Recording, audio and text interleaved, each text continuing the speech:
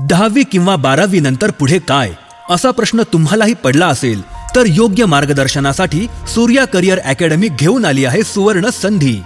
Army व Maharashtra police भरतीसाठी अनुभवी मार्गदर्शन, मैदानी व लेखी परीक्षेची संपूर्ण तयारी, विद्यार्थ्यांसाठी राहण्याची व जेवणाची सुविधा। 2024-25च्या शासकीय भरतीत यश मिळवल्यानंतर नवीन बॅचेस सुरू। अधिक माहितीसाठी आजच तुषार कैचे सरांना संपर्क करा 9049515155। नाशिकच्या रविवार कारंजा येथील हिरालाल लेनमधील श्री विठ्ठल माऊली भक्त मंडळात आषाढी एकादशीचा उत्सव यंदा अत्यंत भक्तिमय वातावरणात आणि उत्साहात साजरा करण्यात आला। उत्सवानिमित्त श्री विठ्ठल माऊलींच्या मूर्तीचा अभिषेक आणि विधिवत पूजन करण्यात आलं। त्यानंतर स्वरवारी भक्तिगीतांचा कार्यक्रम, राधाकृष्ण भजनी मंडळ, श्री दुर्गा महिला भजनी मंडळ तसेच श्रीकृष्ण भजनी मंडळ पंचवटी यांच्या भक्तिमय सादरीकरणाने परिसर विठ्ठल नामाच्या गजरानं दुमदुमून गेला। यावेळी अनंत विजय शंखनाद पथकानं आपल्या आकर्षक सादरीकरणाने उपस्थितांची मनं जिंकली। मान्यवरांच्या शुभ हस्ते महाआरती पार पडली आणि त्यानंतर भाविकांना महाप्रसादाचं वाटप करण्यात आलं। श्री महंत नृसिंह कृपादासजी महाराज, मठाधिपती रामतीर्थ निरंजन मठ यांच्या हस्ते महाआरती संपन्न झाली। सायंकाळी अमोल पाळेकर प्रस्तुत गजर विठ्ठल नामाचा या भक्ती संगीत कार्यक्रमानं उत्सवाची सांगता झाली।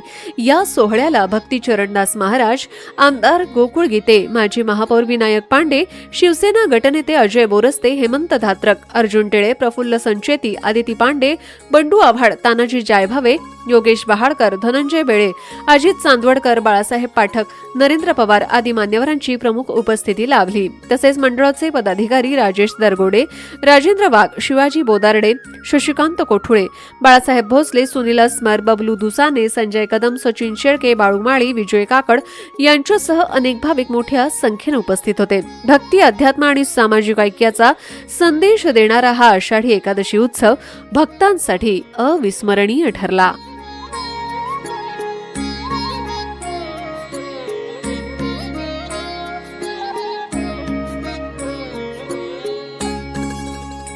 रामकृष्ण हरी। रविवार कारंजा येथील 22 वर्षापासून आषाढी एकादशीचा हा महोत्सव इथे घडतो आहे। भले आपल्याला पंढरपूरला जाता येत नाही, पण त्याच पंढरपूरच्या अनुभूतीचा जो एक झलक आहे ती आज आपल्याला आरकेवरती बघायला मिळते। एवढ्या भक्तिभावनाने विठ्ठलाचं भजन कीर्तन इथे होतं, विठ्ठलाला तुळशी अर्पण केली जाते आणि सर्वजण एकत्र मिळून, नाशिककर एकत्र मिळून विठ्ठल भक्ती करतात। हा खरा आपला महाराष्ट्र धर्म आहे। जात पात लिंग हे सगळे भेद विसरून एकत्र येऊन भगवंतांचं नाम कीर्तन करणं आणि धर्माच्या उत्थानासाठी, देशाच्या उत्थानासाठी आणि आपल्या स्वतःच्या आणि परिवाराच्या उत्थानासाठी ही भक्ती करणं, हाच आपल्या महाराष्ट्राचा संदेश रामदास स्वामी, तुकाराम महाराज, ज्ञानेश्वर महाराज या सगळ्या संत माऊलींनी लिहून दिलेला आहे, त्यांनी घालून दिलेला आहे। आणि खूप आनंद वाटला। पंढरपूरला जाणं जमत नाही, पण तुम्ही जरूर इथे या, आरकेवरती बघा। आज पंढरपूर आपल्याला आरकेवर दिसेल आणि आपली चंद्रभागा म्हणजे आपली गोदावरी नदी आहे।